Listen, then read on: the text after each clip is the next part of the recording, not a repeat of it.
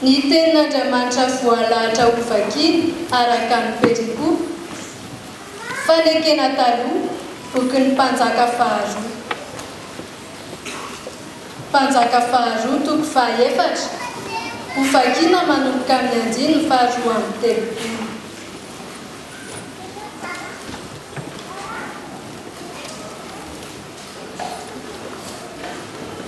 Ary rehefa tonga tao an-drano Elisa, indro maty ny zazalahy sady nampandriana teo am-pandriana.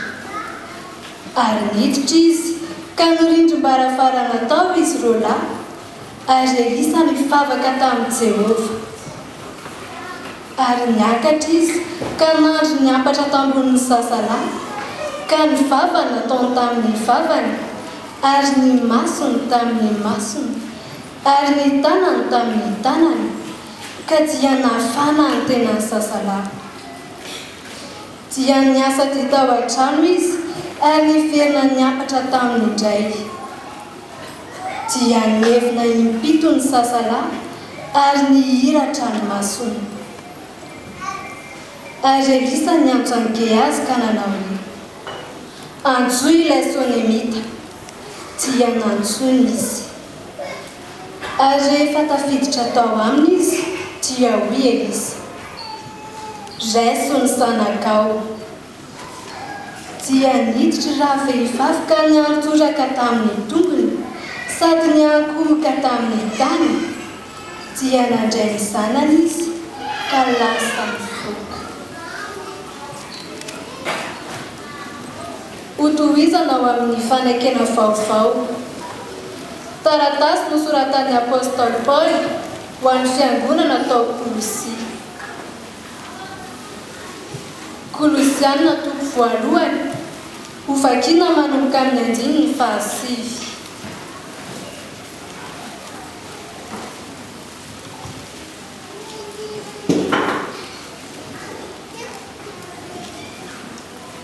Ary noho izany, izahay koa hatramin'ny andro nandrenesanay, dia tsy mitsahatra mivavaka sy mangataka ho anareo, mba ho venona fahalalana tsara ny sitrapony ianareo amin'ny fahendrena sy ny fahazavan-tsaina rehetra avy amin'ny fanahy, mba handehananareo mendrika ny tompo, hanaovana ny sitrapony amin'ny zavatra rehetra, dia mahavokatra amin'ny asa tsara rehetra, sady mitombo amin'ny fahalalana tsara n'Andriamanitra, ary ampahatanjahina amin'ny hery rehetra araka ny herin'ny voninahiny ho amin'ny faharetana rehetra sy ny fandeferana amin'ny hafaliana, ka misaotra indray izay nampahamendrika antsika hanana anjara amin'ny lovan'ny olona masina eo amin'ny mazava, sady nahafaka antsika tamin'ny fahefan'ny maizina,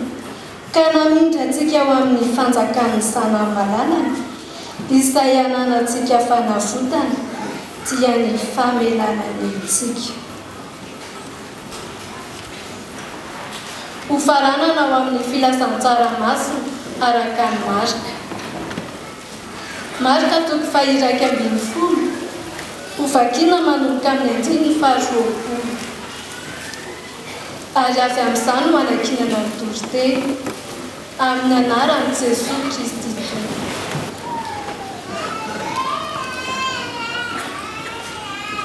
Ary noho ny maraina, raha nandalo izy, dia hitany fa efa nalazo hatramin'ny fakany ilay aviavy. Ary Petera nahatsiaka nanao taminy hoe, "Rabe, indro fa efa malazo ilay aviavy nosonao."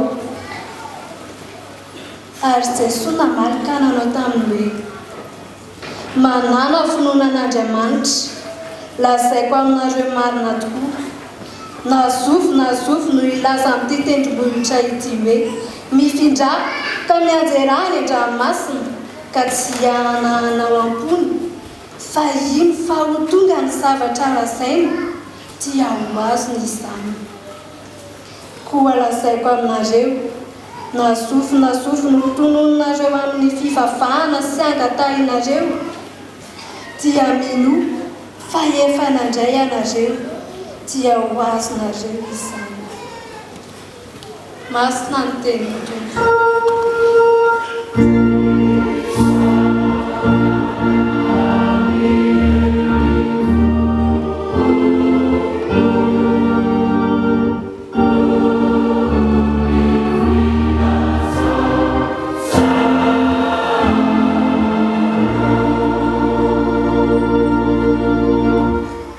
Misaotra ny Tompo fa mbola nomenao fotoana na ahafahanay namaky sy mihaino ny teninao. Ny teninao izay manambara aminay fa mamaly ny vavaka tao amin'ny finoana tokoa ianao. Ankehitriny, raha hitory ny teninao ny mpanomponao, dia aoka mba tena sitrako ao no ambarany. Izay mpihaino kosa mba hahay handray tsara izany. Amin'ny anaran'i Jesoa. Amen.